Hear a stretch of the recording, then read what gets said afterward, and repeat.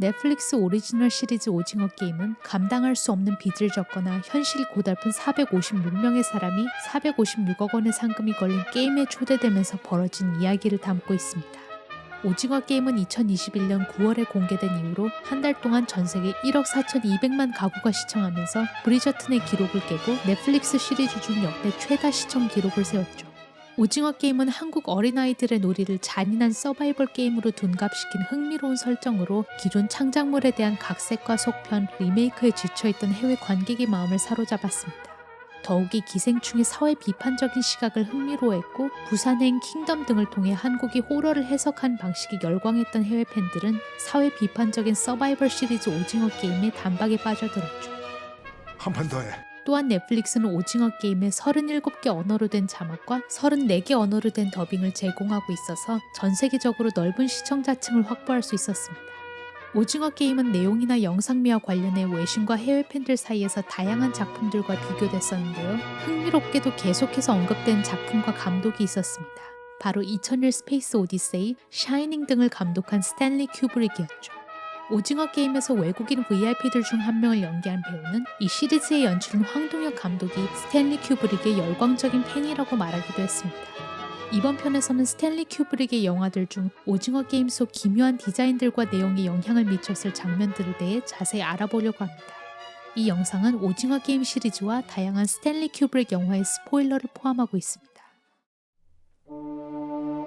스탠리 큐브릭의 1968년 영화 2001 스페이스 오디세이는 나사가 인간을 달에 보낼 계획을 세우고 있던 때와 비슷한 시기에 제작됐습니다. 당시 큐브릭은 세트가 현실적이면서도 시대에 뒤떨어져 보이지 않도록 실시간으로 발전하고 있는 기술보다 앞서가야 한다고 생각했습니다. 큐브릭은 다양한 항공우주 공학자들을 세트 제작에 참여시켰으며 오늘날의 기술적 진보를 수많은 측면에서 예측했을 정도로 시대를 앞선 디자인을 만들어냈습니다. 또한 IBM, 니콘, 파커펜스 같은 기업에 그들의 제품이 수십 년 후 어떻게 보일지에 대한 컨셉을 의뢰하고 제품을 협찬받아 시각적으로 현대적이고 세련된 세계를 설계했죠. 그래서 2001 스페이스 오디세이는 개봉한 지 50년이 넘었음에도 미래와 우주를 묘사하는 수많은 영화와 드라마에서 계속해서 오마주된 모습을 볼 수 있습니다. 요한 슈트라우스 2세의 아름답고 푸른 도나우를 배경으로 우주로 뻗어나간 인류의 미래를 보여주는 2001 스페이스 오디세이의 초반부는 영화에서 가장 상징적인 장면 중 하나입니다. 대사가 거의 없이 대부분 정적이고 대칭적인 샷으로 이루어져 있어서 완벽함, 정확함, 질서를 상징하고 있죠. 이 장면에 쓰인 아름답고 푸른 도나우는 이제 2001 스페이스 오디세이와 뗄 수 없는 관계가 됐고 대중매체에서 이 곡이 쓰이면 2001 스페이스 오디세이의 시각적 요소가 연상될 수밖에 없는 연결고리를 만들어냈습니다. 오징어 게임의 첫 회에서는 참가자들이 첫 번째 게임에 참가하기 위해 미로같이 생긴 통로를 지날 때 아름답고 푸른 도나우가 울려 퍼집니다. 통제실에서는 프론트맨과 관리자들이 말없이 CCTV 화면으로 질서정연하게 움직이는 참가자들을 지켜봅니다. 아름답고 푸른 도나우가 울려 퍼졌던 2001 스페이스 오디세이 속 장면이 관객에게 질서정연한 이상적인 세계를 소개했던 것처럼 오징어 게임 속 이 장면도 관객에게 통제되고 질서정연한 오징어 게임의 시설을 보여주고 있죠. 카메라는 여기서 천천히 회전하면서 첫 번째 게임 장소로 향하는 참가자들을 오버헤드 샷으로 보여줍니다. 2001 스페이스 오디세이에서 일정한 속도로 우아하게 회전하는 우주 정거장을 연상시키는 촬영 기법입니다. 2001 스페이스 오디세이 속 도킹 장면의 다양한 요소를 이용해 관객에게 새로운 세계와 그 안의 질서를 연상시킨 흥미로운 장면이죠. 오징어 게임에서 자주 등장하는 장소 중 하나는 참가자들이 단체전을 위해 팀을 정하는 하얀 대기실입니다. 직선과 곡선이 어우러진 현대적인 감성의 이 방은 2001 스페이스 오디세이의 다양한 흰색 공간에서 영감을 받은 듯해 보입니다. 흰색은 2001 스페이스 오디세이의 상징적인 색이라고 할 수 있습니다. 흰색은 이 영화에서 다양한 의미를 내포하고 있죠. 진부해 보일 수 있는 모든 시각적 요소를 제거한 흰색 세트는 현대적인 감성을 표현합니다. 또한 흰색은 아무런 감정과 분위기가 없는 중립적이고 때론 비인간적인 주변 환경을 만들면서 그 안에 놓여있는 살아있는 피사체를 도드라져 보이게 하죠. 오징어 게임에서 둥글고 각진 구조로 이루어진 흰색 대기 공간은 다음 게임을 기다리는 참가자들에게 아무런 정보도 주지 못합니다. 오징어 게임의 최경선 미술 감독은 흰색에서 오는 두려움을 이용하면서 미지의 공간을 만들고 싶었다고 하죠. 마지막 회에서 주인공 기훈이 임종을 앞둔 오징어 게임 설계자를 만나는 장면에서는 2001 스페이스 오디세이의 영향이 뚜렷하게 나타납니다. 2001 스페이스 오디세이 속 신비로운 모노리스의 진실과 오징어 게임 속 노인의 실체를 알게 되는 두 장면은 시각적인 공통점이 많죠. 2001 스페이스 오디세이의 말미에서 주인공 데이빗 보먼 박사는 목성의 궤도에 있는 신비한 모노리스에 의해 다른 차원으로 이동하게 됩니다. 그리고 갑자기 낯선 방에서 죽음을 앞둔 노인으로 변한 자신의 모습을 보게 되죠. 스탠리 큐브릭은 이 난해한 장면을 이렇게 해설했습니다. 신과 같은 존재들이 인간을 연구하기 위해 데이비드를 인간 동물원과 같은 환경에 집어넣었고 그 속에서 시간관념을 잃은 데이비드는 관객의 시점과 마찬가지로 삶을 순식간에 스쳐 지나간 것처럼 느낀다는 것이죠. 이 장면에서 노인이 된 데이비드는 초록빛을 띤 가구에 둘러싸여 있는데요. 초록빛 베개를 베고 있고 안쪽이 초록빛은 갈색 이불을 덮고 있죠. 오징어 게임의 마지막 편에서 기우는 함께 게임을 하다가 죽은 줄로만 알았던 일본 노인 오일남이 그 게임의 설계자라는 것을 알게 됩니다. 침대에 누워있는 일남은 2001 스페이스 오디세이 속 데이비드의 모습을 자세하게 반영하고 있습니다. 초록빛 베개를 베고 있고 초록빛 이불 위에 갈색 담요를 덮고 있죠. 인간 동물원 같은 곳에서 죽음을 앞둔 데이비드가 인간 동물원과 같았던 오징어 게임의 설계자 오일남에게 투영된 모습은 모순되면서 흥미로운 시각적 선택입니다. 스탠리 큐브릭 영화에 대한 오마주는 오징어 게임 전체에 걸쳐서 발견할 수 있지만 VIP가 등장하는 7회에서는 특히나 큐브릭의 특정한 영화를 연상시키는 시각적인 요소를 집중적으로 볼 수 있습니다. 큐브릭의 유작 아이스 화이트 샷은 부유한 의사 빌이 며칠 동안 뉴욕을 방황하며 겪게 되는 기괴하고 몽환적인 사건의 연속을 보여줍니다.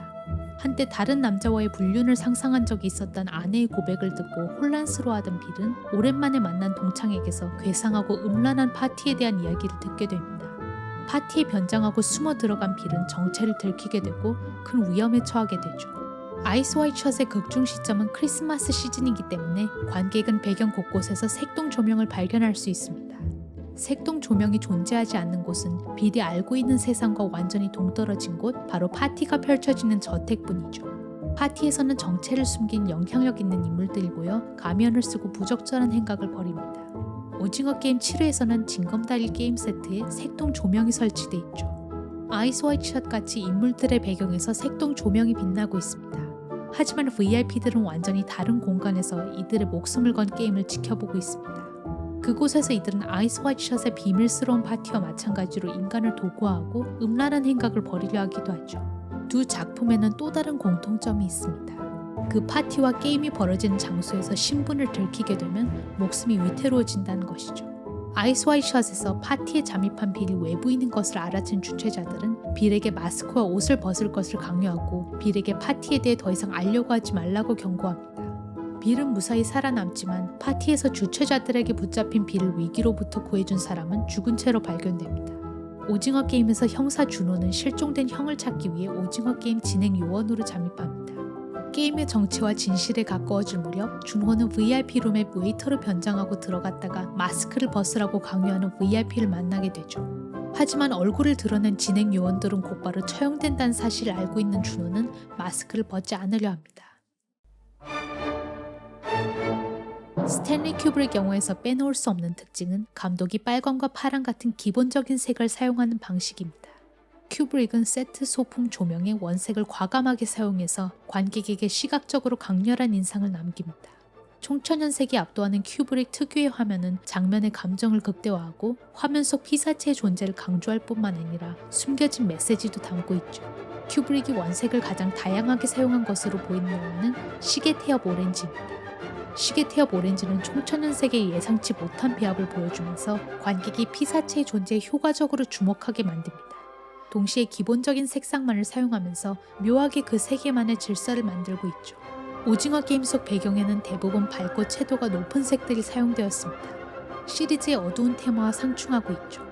목숨을 건 게임을 하는 참가자들 주위에는 어린이 놀이터를 연상시키는 원색이 둘러싸고 있고 참가자들을 지켜보는 통제실에서도 노란색과 파란색 등 원색의 컴퓨터들을 발견할 수 있습니다.